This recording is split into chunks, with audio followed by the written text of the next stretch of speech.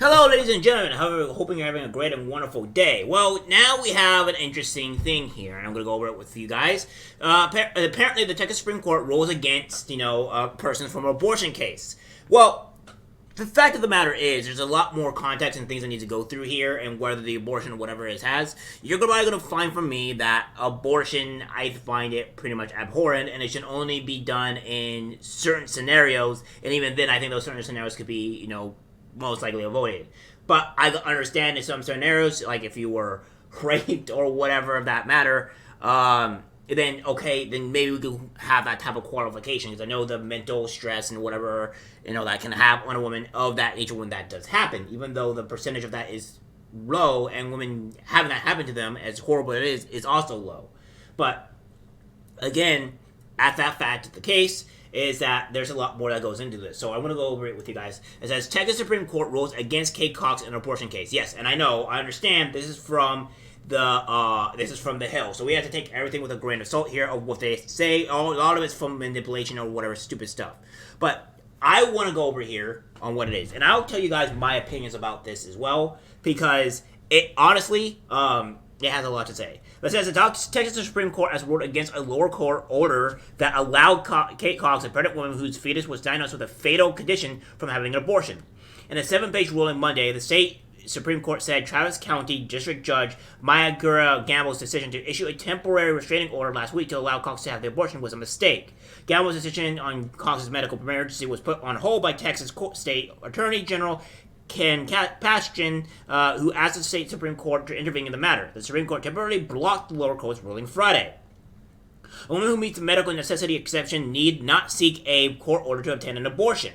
The court ruling says, under the law, it is a doctor who must decide that a woman is suffering from a life-threatening condition during a pregnancy, raising the necessity for an abortion to save her life or to prevent impairment of a major bodily function.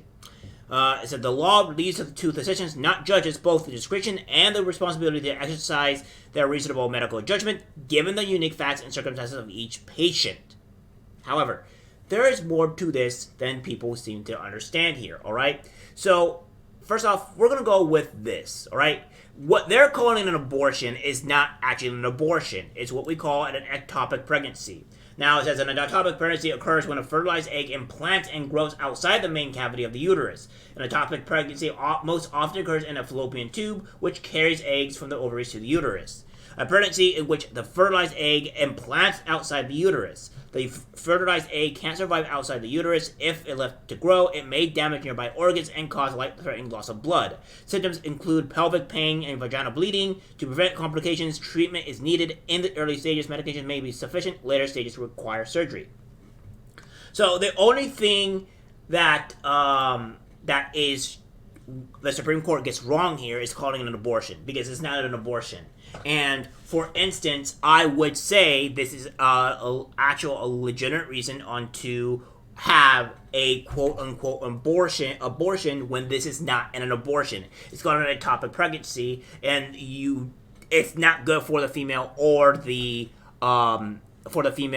baby at hand. In fact, the baby just dies anyways along with the mother. So you're actually losing two people here in this instance. I know there's also some scenarios or stories to where some women have to choose between the baby and her life. And I would always say in this instance, which would be the ectopic pregnancy, but maybe more further term than the further term, where the mother is legitimately dying, and you have the choice between saving the baby or saving the mother.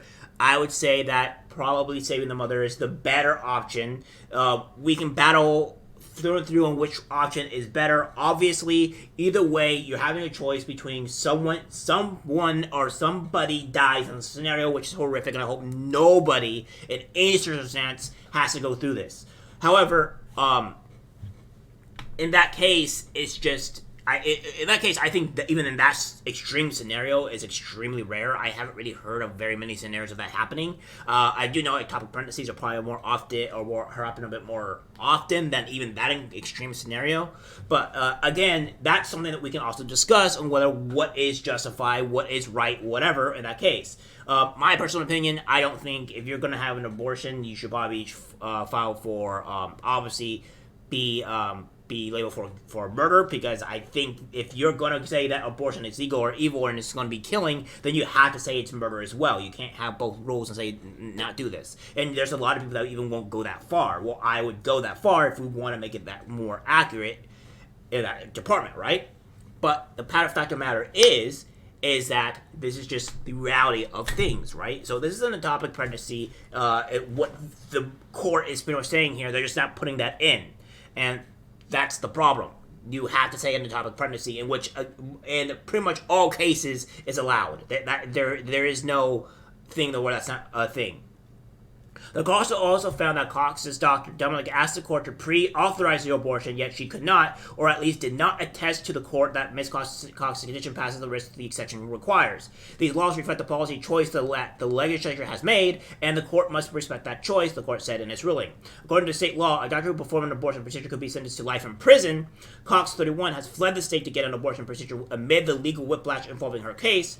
Nancy Northup, the president and the CEO of the Center for Reproductive Rights, which has been representing Cox, told the Hill about its client's departure from the state, noting Cox has been to the emergency room 4 times during her 20-week pregnancy. Case has been shown to the world that the abortion bans are dangerous for pregnant people and exceptions don't work, Northup said in a statement. Well, that's not true, because again, this is an ectopic pregnancy, and the ectopic pregnancy is allowed. And this, even if you want to call it a said abortion, which by the way is also governed, which is also agreed by the Supreme Court of Texas, even said this is also allowed as well, including allowed as well. And if it's life-threatening, then yes, this is allowed. This is a type of, in quotation marks, abortion that is allowed. But that's not what it's called. Because it's not called an abortion. It's called an ectopic pregnancy, which is life-threatening to the mother and the baby, because the baby is not actually fully grown. It dies immediately. So again, this is all wrong here in the sense that this is dangerous. Obviously, it's dangerous in the fact that if you don't remove it, but it's not called an abortion at that point. The doctors are not going to say, oh, this is going to be an abortion, because if you tell that to a doctor, they're like, okay, well, no, this is not what it is. This is what this is.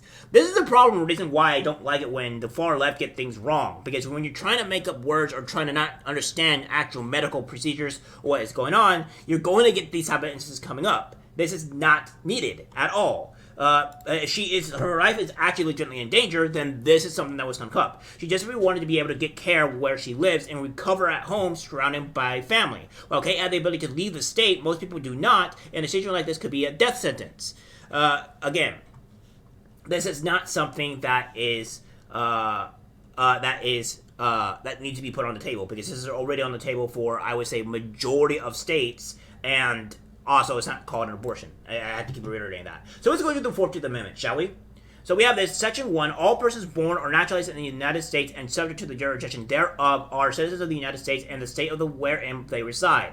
No state shall make or enforce any law which shall abridge the privileges or immunities of citizens in the United States, nor shall any state deprive any person of life, liberty, or property without the due process of law, nor deny to any person within its jurisdiction the equal protection of the laws. Representatives shall be apportioned among the several states according to the respective members, accounting the whole number of persons in each state, excluding Indians not taxed. But when the right to vote at any election for the choice of president and vice president, the United States representatives in Congress, blah, blah, blah, blah, blah. So, yeah. Again, the main thing here that we need to look up at, honestly, is this here, which is the section which should be talking about. And there's nothing in this thing that's talking about abortion or anything of the matter here in this actual 14th Amendment. Nothing says this here. And again, this also would not apply to this because, again, it's not, if this is, she's allowed to do this. So the court said she does not need it if it's a life threat. But it has to be done by the doctor, and the doctor has to say this, right? So, again, they're trying to make this as a bigger deal than it really is. This is the Supreme Court stopped it for a temporary time and said that this does not need to be done here, and what have you. You could talk to your physician or your doctor to say this is a life-threatening thing, and what have you. You can't just get an abortion willy-nilly, okay? That's just straight up. I think personally it removes the responsibility and the promiscuity of women, and they could just go and do whatever they want and have to and get remove their responsibility for just being not promiscuous. So there's that, and again, they get it wrong all the time. So guys, I don't know what it is, but this is insane, and this is not exactly what the Supreme Court did. The Supreme Court did not do what they said. You have to go all the way down here to read what it says, and of course the Hill is being dishonest as general, as usual, and again, we need to start using the proper terms here to determine what's going on. Alright guys, that's it for the video. Like, subscribe, share. As always, take care. I'm disgusted by what I see in public. Even people closest to us can't be trusted. This is algorithmic disease, the social media.